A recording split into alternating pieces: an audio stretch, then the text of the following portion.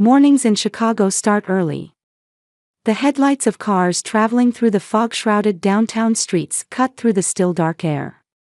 At a small cafe on Franklin Street called Morning Blue, preparations were underway an hour before opening time. "Ellie, the salt shaker at table 4 is empty," Polly's voice called from the kitchen, and Eleanor Miller, known as Ellie, smiled as she replied, "I'll refill it right away." Ellie tied her shoulder-length light brown hair back and straightened her blue apron. She had worked at this cafe for 5 years as an ordinary waitress. At least, that's what she led her family to believe. In reality, Ellie was the owner of Comfort Table, a popular restaurant chain with 75 locations across 12 eastern states. Morning Blue was the first small cafe she had acquired, and she still enjoyed occasionally working shifts there. "Hey, Ellie. You're early again today," said Polly, the head chef and one of the employees Ellie especially trusted. "It's such a waste for a beautiful woman like you to be working this job from morning till night." Ellie laughed quietly. "I do it because I enjoy it.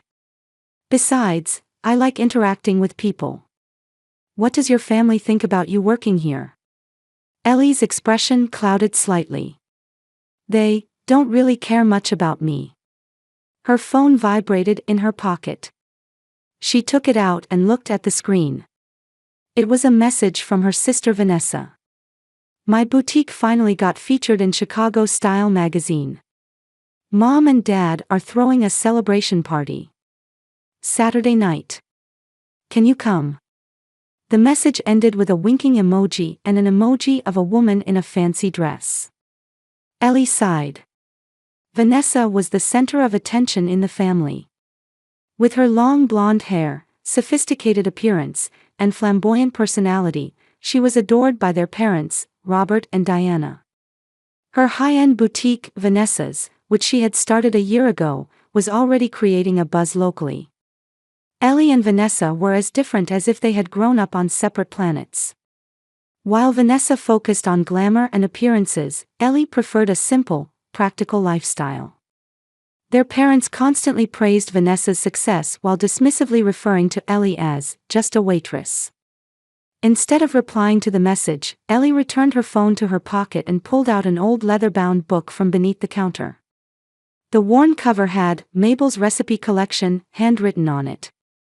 This was a keepsake from her grandmother Mabel, who had passed away when Ellie was 10, but had been the most significant influence in her life. Grandmother Mabel was a strong woman who had survived the Great Depression and had always told Ellie, "Win with substance, not appearances."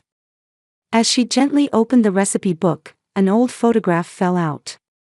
It showed 10-year-old Ellie and 6-year-old Vanessa making pies in the kitchen with grandmother Mabel. Ellie could almost hear Mabel's words, "Someday you'll understand what true family means." Ellie returned the photo to its place and closed the book. She had established Comfort Table to fulfill her grandmother's teachings. The restaurants offered a homey atmosphere with quality meals and operated under the motto of treating all customers like family. And indeed, her employees had become like a real family to her. The doorbell rang, and the first customer entered. As Ellie welcomed them with a smile, she decided to reply to the message, "I'll be there. Let me know the time." After her shift ended, Ellie headed to a downtown high-rise office building, the headquarters of Comfort Table. As she passed through the glass doors, the receptionist greeted her cheerfully. "Good morning. I've left the board meeting materials on your desk." Ellie nodded. "Thank you, Beth."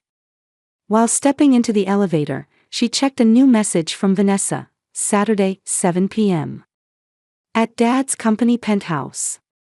Dress up. I want to show you off. Ellie smiled wryly. Vanessa's everyone referred to her wealthy friends and their parents' social circle acquaintances. They probably all thought of Ellie as just the poor waitress. Reaching her office, she stood by the window overlooking the Chicago skyline. In the distance was a small park where she had spent time with her grandmother as a child. Ellie made up her mind.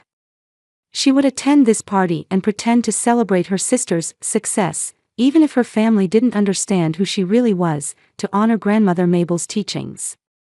Saturday evening, Ellie opened her closet at home and surveyed her limited selection of dressy clothes.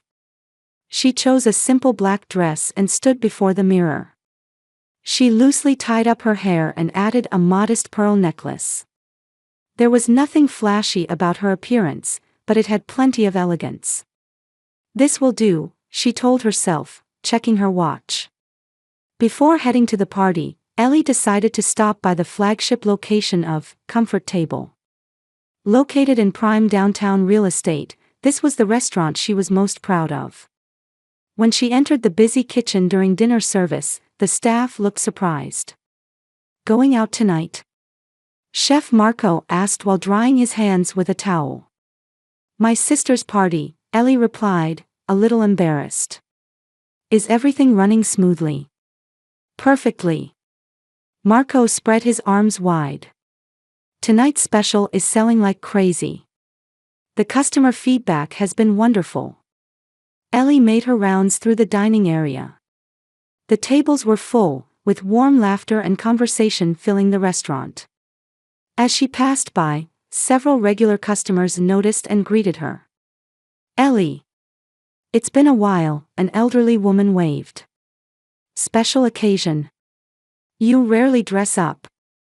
"Just a small family gathering," Ellie said quietly as she approached the woman's table. Dorothy had been a regular since the day the restaurant opened and sometimes brought her grandchildren along. "What you've built is wonderful," Dorothy took Ellie's hand. "Dear Mabel would certainly be proud." Tears welled up in Ellie's eyes. Dorothy had been grandmother Mabel's close friend. "Thank you, I'm glad to hear that." Before leaving the restaurant, Ellie spoke to all the staff. They all took pride in their work and respected each other. Everyone felt valued here, that was Ellie's management philosophy. "I'm off. Call me if anything comes up." "Have a good time," the staff called out in unison. Getting into a taxi, Ellie took a deep breath. On the way to the penthouse owned by her father's company, she gazed at the city lights flowing past the window. She was half afraid, half resigned about what might happen. As the elevator rose to the penthouse, the party was already at its peak. When the doors opened, the popping of champagne and sophisticated laughter filled the air. Ellie stood modestly at the entrance. The room was lavishly decorated with silver and gold balloons everywhere. Enlarged copies of the magazine article featuring Vanessa's boutique adorned the walls, and a champagne tower gleamed in the center. "Ellie. You came." Vanessa approached, her blonde hair swaying. She wore a wine-red satin dress and glittering jewelry. "Congratulations, Vanessa," Ellie said quietly. "It's a big success." "Thank you." Vanessa carelessly flicked her wrist, rattling her bracelet. "Oh, is that your idea of dressing up?" She frowned at Ellie's outfit. "Well, never mind. Have you greeted Mom and Dad?" Before Ellie could answer, their parents approached. Robert Miller, 65, had achieved success as the president of a real estate development company. Beside him stood Diana Miller, always impeccably dressed. "Eleanor, you came," Diana formally kissed her cheek. "You might consider wearing some accessories." Ellie smiled. "It's a lovely party." "Nothing's too good for Vanessa," Robert said proudly. "Her talent and ambition are genuine. This boutique is proof of her creativity." "Yes, she is wonderful," Ellie agreed. "You two have really supported her." "Well, I provided a little financial assistance," Robert waved his hand. "But the success is due to her own talent." "Oh, there's Jeremy," Diana pointed. "Vanessa's business partner. A wonderful young man." Ellie turned to see a man in a dark suit. Jeremy Foster, 38, was known as a local businessman. He was engaged in an intense conversation with Vanessa, but something about him triggered Ellie's intuition. How did they meet? Ellie asked. At a social event, Diana answered. He recognized Vanessa's talent immediately. He offered to invest and help launch the business. Ellie stared at Jeremy. There was something calculated about his smile. And his hand placed on her sister's shoulder suggested an intimacy beyond that of business partners. As the party progressed, Ellie stood quietly observing from a corner with a champagne glass. Vanessa basked in the spotlight, surrounded by her socialite friends. Their parents watched her proudly, telling each arriving guest about their daughter's success. Do you prefer being alone? Ellie turned to find Jeremy Foster standing beside her. Up close, his charm was even more evident, but there was a calculating gleam in his eyes. Sometimes, Ellie replied matter-of-factly. So you're Vanessa's business partner? That's right, he said confidently. She has tremendous talent. We make an excellent team. How exactly do you collaborate? Ellie asked. Jeremy hesitated slightly. Well, I provide funding and connections, and she brings her design sense. A perfect combination. At that moment, Ellie noticed Vanessa behind Jeremy, beckoning him with a worried expression. Excuse me, Jeremy said abruptly. I'm being called. After he left, Ellie casually walked in their direction. Near the balcony doors, they were arguing intensely in hushed voices. Not now, Vanessa whispered. Wait until the contract is finalized. We don't have time, Jeremy replied in a low voice. The investor wants an answer by tomorrow. Can't you get more from your parents? I'll try. But they've already given a substantial amount. Ellie quietly backed away. A sense of unease spread through her chest. Was something wrong? Was Vanessa's boutique truly successful? Or was it all surface glamour? Setting down her champagne glass, Ellie took a deep breath. She had a feeling something would happen tonight. And she was mentally prepared for whatever came. The party reached its climax, with champagne glasses repeatedly filled. Ellie tried to remain inconspicuous, but when Vanessa took a microphone, everyone's attention turned to the center of the room. Thank you all for coming tonight, Vanessa said with a perfect smile. This past year has been an incredible journey. Having Vanessa's featured in Chicago Style magazine is like a dream come true. Applause erupted, and Vanessa accepted it with an intoxicated expression. I'm happy to prove that with talent and effort, any dream can be achieved, she continued. Of course, I'm grateful to my parents who have always supported me. Dad, Mom, I couldn't have made it this far without your love and encouragement. Their parents beamed, embracing each other. Ellie stood by the wall, watching quietly. And I'd also like to thank my wonderful business partner, Jeremy Foster, Vanessa pointed to Jeremy, who responded with a sophisticated smile. Without his experience and insight, this business would not have succeeded. Ellie observed Jeremy's face. He looked confident and triumphant. But there was something calculating in his eyes. Finally, Vanessa's voice suddenly changed. We have a special guest tonight. My sister, Eleanor. Surprised by the unexpected introduction, Ellie was startled. All eyes in the room turned to her at once. Vanessa pointed to her, and Ellie reluctantly stepped forward.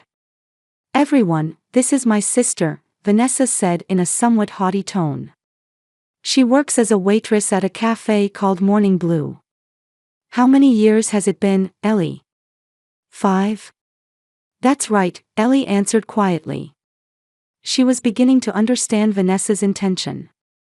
She always prefers a simple life. Vanessa looked her sister up and down in her simple black dress. We're quite different.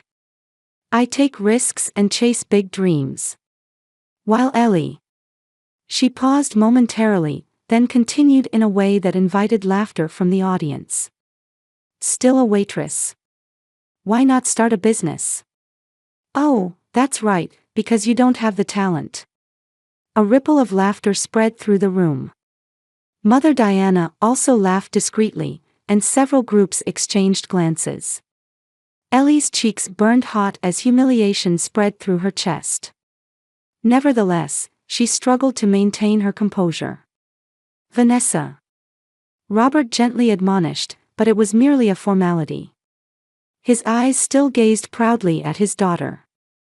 "Sorry, just joking," Vanessa shrugged, but there was malice in her voice. "But my sister and I have taken such different paths. I've established my name in the fashion world, and Ellie." She paused. "Well, she's chosen her own kind of life." Ellie said nothing. Though anger boiled inside her, she recalled grandmother Mabel's words, "True strength isn't in silently enduring insults, but in speaking the truth at the right moment." Just then, a click sound from a microphone came from across the room. Everyone turned to see a well-dressed middle-aged man standing next to the reception table. "Excuse me," his voice was calm but resonated throughout the room. "May I say a few words?" Vanessa was clearly confused, unable to hide her bewilderment at this unexpected occurrence. "Of course, who are you again?" "Michael Reynolds," the man stepped forward. He was about 45, with black hair flecked with gray, sharp eyes, and wore a perfectly tailored suit. Ellie's eyes widened in surprise. Michael Reynolds was one of the key investors in Comfort Table. She never expected to see him here. "Vanessa Miller, congratulations on your success," Michael said politely. "It's a wonderful evening. However, there's one correction I'd like to make." The room fell silent. Vanessa tried to maintain her smile, but was clearly anxious. "Actually, I invest in Eleanor Miller's company." Those words caused a stir throughout the room. Vanessa stood momentarily with her mouth open, and the parents exchanged confused glances. "I don't understand," Robert said. "Eleanor doesn't have a business to invest in. She's just a waitress." Michael smiled. "No, she is not a waitress.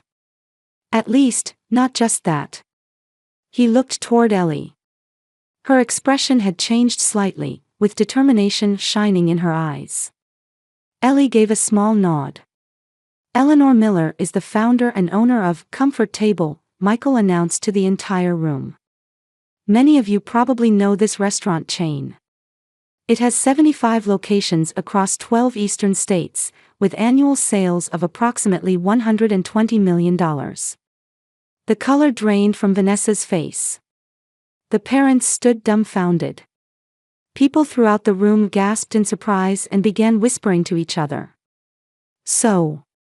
Michael slowly raised the microphone and scanned the room. "Who here is truly successful?" Silence spread. Vanessa lost all color, her hand trembling as she gripped her glass. Jeremy was visibly disturbed, glancing toward the exit. Ellie quietly stepped forward. Her gait was dignified, and her face showed calm confidence. Michael handed her the microphone. "Thank you, Michael," Ellie said quietly. She looked around the room, meeting the eyes of her sister, parents, and the gathered crowd. "I apologize for keeping this truth hidden for so long. But there was a reason." She paused momentarily, taking a deep breath. "I started my restaurant business 10 years ago, beginning with a small cafe. Following my grandmother Mabel's teachings, I focused on quality of service and integrity rather than appearances and flashiness." Ellie's voice gradually grew stronger. "Comfort Table has now grown into a chain with 75 locations. We value a homey atmosphere and quality meals, and treat each employee like family." At her words, the entire room held its breath. Her parents' expressions gradually changed from shock to disbelief. "Why didn't you tell us?" Diana asked in a trembling voice. Ellie directed a gentle gaze at her mother. "Because I felt I couldn't meet the family's expectations. Because I grew up constantly being told I had no talent. And ultimately, because I wanted to prove my success by myself, on my own terms." Michael took the microphone again. Ms. Eleanor's business model is praised within the industry. Her restaurants consistently rank at the top for both employee satisfaction and customer loyalty. Comfort Table has created not just a place to visit, but a place to come home to. Ellie looked at Vanessa. Her sister's face had paled, and beside her, Jeremy was visibly disturbed. Sister. Vanessa's voice was thin. But before she could say anything, Jeremy began hastily crossing the room. Ellie spoke quietly but firmly, "The party isn't over, Jeremy. There's a bit more to discuss." Jeremy stopped in his tracks. He turned around, forcing a smile. "Is there something else you wanted to say?" Michael took the microphone again. "Actually, there's a bit more I'd like to share with everyone," he said calmly. "As an investor in the restaurant industry, I've seen various businesses. Comfort Table is one of the most honest and successful businesses I've been involved with." He pulled a folded newspaper article from his inside pocket. In last week's Business Week magazine, Comfort Table was selected as this year's most innovative restaurant chain. Annual sales exceed $120 million, and its employee benefit program ranks among the best in the industry. Copies of the article were passed from hand to hand. The parents' expressions gradually shifted from disbelief to a mixture of surprise and regret. "Ms. Eleanor's business model isn't just about pursuing profits," Michael continued. "She has created a family-like work environment, and employee turnover is less than half the industry average. This is a testament to her humanity and leadership." Robert and Diana exchanged glances, at a loss for words. Vanessa shrank slightly, and Jeremy was clearly uncomfortable, shifting his weight from one foot to the other. Michael turned his gaze toward Jeremy. "And interestingly, I also had the opportunity to investigate Vanessa Miller's business. The boutique called Vanessa's appears successful on the surface. However, this is a private matter," Jeremy interrupted. "It's beyond the scope of this party." "No, it goes to the very essence of this party," Michael calmly responded. "Vanessa's is actually in serious financial trouble. And Mr. Jeremy Foster is not merely a business partner." The color drained from Vanessa's face. "Stop," she said in a small voice. Michael continued, "Mr. Foster has a pattern of approaching young female entrepreneurs, establishing special relationships, and then exploiting their businesses for profit. Furthermore, Vanessa's currently carries a debt of about $300,000. A murmur arose from the audience. Diana put her hand to her mouth, and Robert's face reddened with anger and confusion. "This is a lie." Jeremy raised his voice. "Do you have any proof?" "I do," Ellie said quietly. She took the microphone and surveyed the room. "I had a lawyer investigate. Mr. Jeremy has swindled funds from 3 young female entrepreneurs over the past 5 years using similar tactics. And, Vanessa." Ellie looked at her sister. Tears welled in Vanessa's eyes. "Your business has been sustained by loans from our parents and your special relationship with Jeremy. And now, he's looking for his next target." Jeremy hurriedly headed for the door. "I don't need to listen to this nonsense." "Wait." Robert's voice echoed through the room. He displayed his anger toward the young man he had cared for like a son. "Is this true?" Jeremy hesitated momentarily, then sneered. "Business can be tough, Robert. Your daughter was simply too naive. My advice was always on point.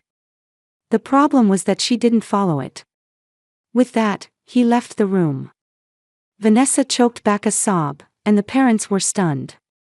After a moment of silence, Ellie quietly said, "Everyone, I apologize, but could we have some time to talk as a family?" The guests exchanged glances and gradually filed out of the room.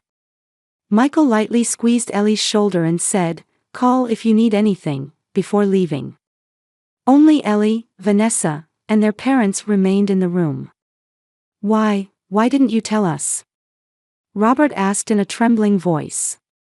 Ellie took a deep breath, organizing emotions she had suppressed for years. Even if I had told you, you wouldn't have listened. Her voice was calm, but years of pain seeped through.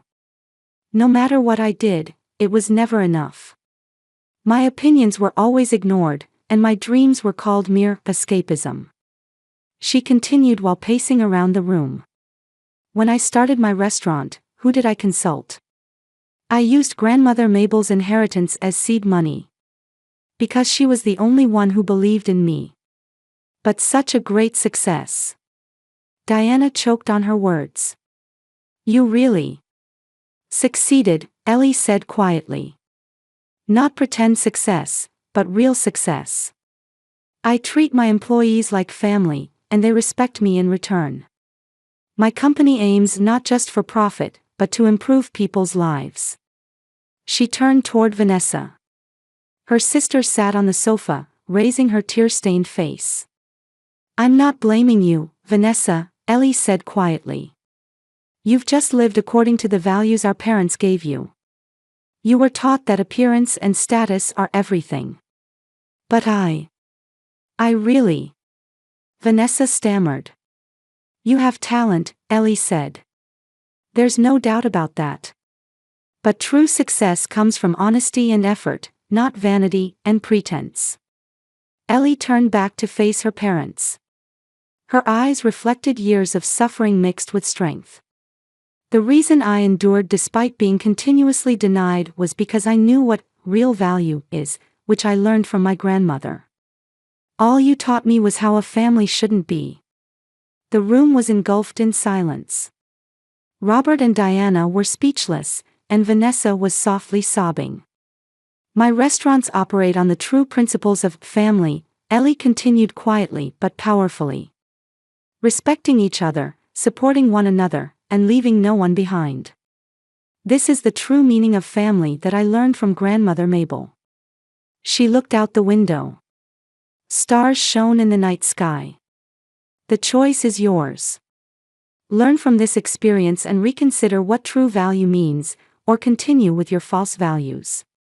Ellie picked up her bag and headed for the door. I will continue on my path. I hope you all find what truly matters someday. As she was about to leave the room, Vanessa called in a small voice, Ellie. I need help. Ellie stopped and turned around. Take time to think, Vanessa. What do you really want? She said quietly. After that, we can talk. And with that, Ellie opened the door and left the party venue. There was a strange lightness in her chest. 6 months later, Chicago's autumn had turned the leaves golden. Ellie looked down at the city from her office's large window, gazing at an envelope on her desk. It was a letter from Vanessa. Comfort Table had continued to grow and now had locations throughout the eastern region. Last month, Forbes magazine had featured Ellie as one of 40 women leaders bringing change. Her management philosophy, creating a true family environment, was hailed as innovative within the industry, and speaking requests were pouring in. However, relationships with her family remained complicated. Vanessa's boutique had completely collapsed, and Jeremy had abandoned her for another female entrepreneur. Ironically, that woman already knew about his past and publicly rejected his advances. Jeremy's reputation had plummeted, forcing him to leave Chicago. Robert and Diana were also facing difficult times. They had lost most of their retirement savings investing in Vanessa's business and were now forced to live modestly. Their long-established position in society was also wavering. Ellie opened the letter. Vanessa's neat handwriting conveyed a humility she had never seen before. To my sister, over these past 6 months, I've thought about many things. My life choices, and above all, how I treated you. I won't make excuses. I was wrong. I finally understand the emptiness of living for vanity and appearances. I sincerely apologize for looking down on you and hurting you. I'm not asking for forgiveness. I know that's asking too much. I just hope that someday we might have the chance to talk again. With love, Vanessa. Ellie held the letter to her chest and took a deep breath. She hadn't written back yet. She hadn't been emotionally ready.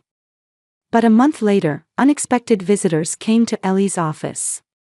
It was Vanessa and their parents. "May we come in?" Diana asked hesitantly.